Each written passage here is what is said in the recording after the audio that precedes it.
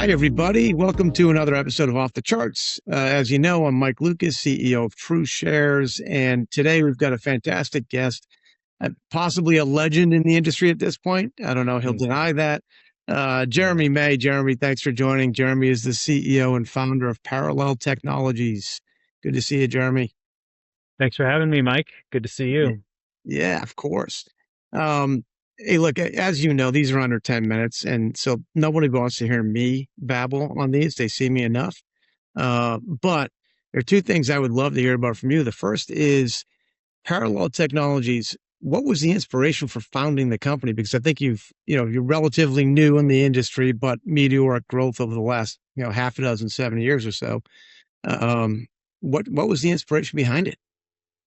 Yeah, I was I had a pretty steady career for a long time at the same place. I was at a company called ALPS here in Denver, and for 24 years. So I was president of ALPS, and really what I did was focus on and run our servicing business. So we did all the back office work for investment products, mutual funds, ETFs, hedge funds, what have you. So had a great run, 24 years doing that, and I actually hit a real inflection point. I think I saw it coming. At one point in my life, I was going to turn 50. My youngest son was going to head off to college, so I was going to be empty nest. And I will literally have been at the same firm for half my physical life. So that was where I was in 2019. And we had just sold the business. We had become part of DST, and we'd sold the business to SS&C. And so I put in a strong year trying to land the plane, and then left and retired, I guess, so to speak. But I had the idea for what I wanted to do with Parallel when I left. And that the thesis kind of behind Parallel was in our space in the infrastructure of the investment management business, where we do all the back office accounting, tax, legal, compliance, distributor, heavy lifting stuff. There had not been a new entrant into the space in, at the time, like 25 years. And now, other than us, it's been 30.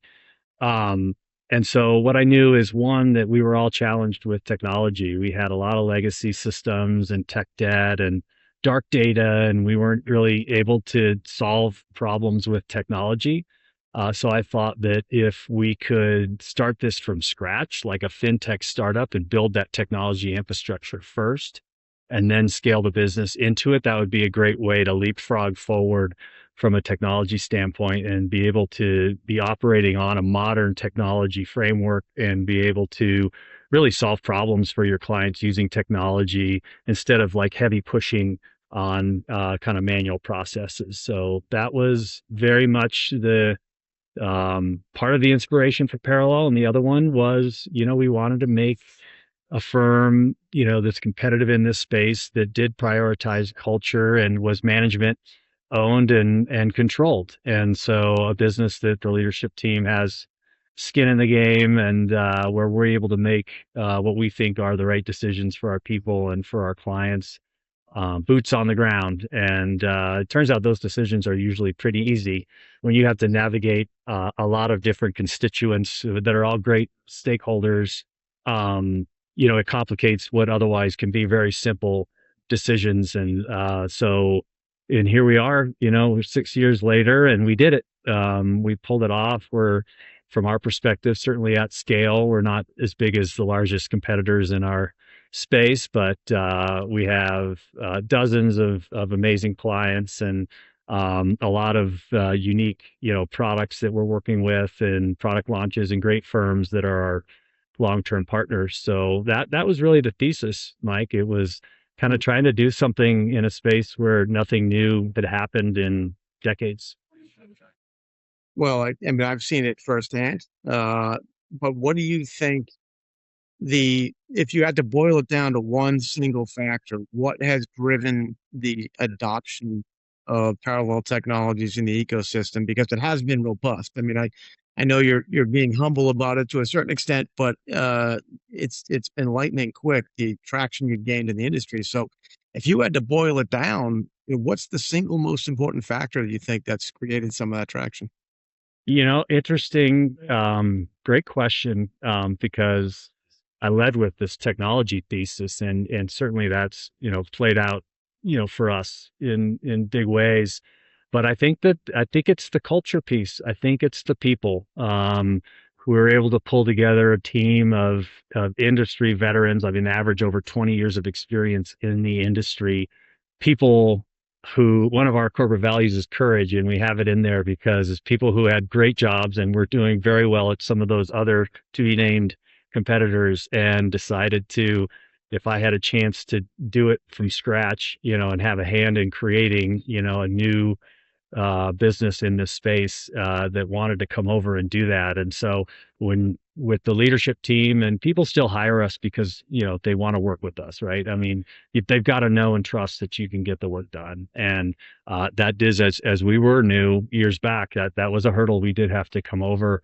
But right now, I think the biggest factor is that this is a great team, and it's a high touch, personalized model with our clients. Technology can help us do our work, better, more resilient, faster, but so that we can invest in people. And really, I think that's why the adoption that we've seen is more around the people and the culture. Yeah, no, I think that's a pretty accurate assessment from where I sit. You've got amazing team members at Parallel, and certainly technology helps. But the funny part is, I don't really deal with the technology as much, right? As my team does, but I deal with your people, and that experience I think sets you well above in the other space. Which I mean, we're coming up in 10 minutes, but I want to ask one last question. So, given your success in developing parallel technologies, the reputation of your team, do you see that echoing throughout the peer group, or are these old battleships still taking a long time to try and turn? Yeah.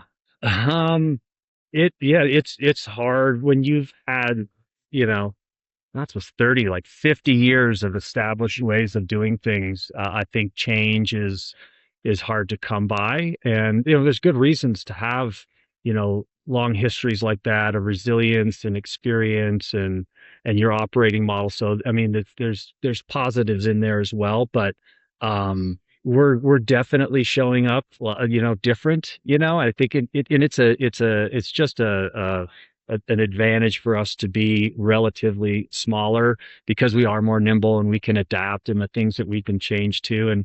And we're happy to come out, very forward with our culture orientation and how important it is for us to servant leadership, within the organization and support the team. And so, because we're smaller, I think it's easier for us to communicate those values and for people to see that when they work with us. When if you have thousands of employees all over the world, it's a little harder to get a feel for that. So I don't know. I don't see a lot of change, but I'm just focusing on trying to get our work done here. Yeah, absolutely. Well, look, I think you're doing a hell of a job of it, and congrats on the success in the early years. I know there's lots more to come, uh, and we'll be watching intently because I think what you're doing for the industry itself is revolutionary and much needed.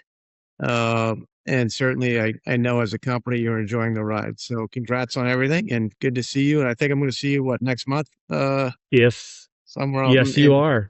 country. Yeah, I'm Okay. just now recovered. I picked up a golf club for the first time. I had surgery over the off season, a little ski accident. So Oh, I you didn't know take it that. easy. Take it easy on me. Okay, I will do. All right, Mike. Thanks All right. for having me on. Good Yeah. to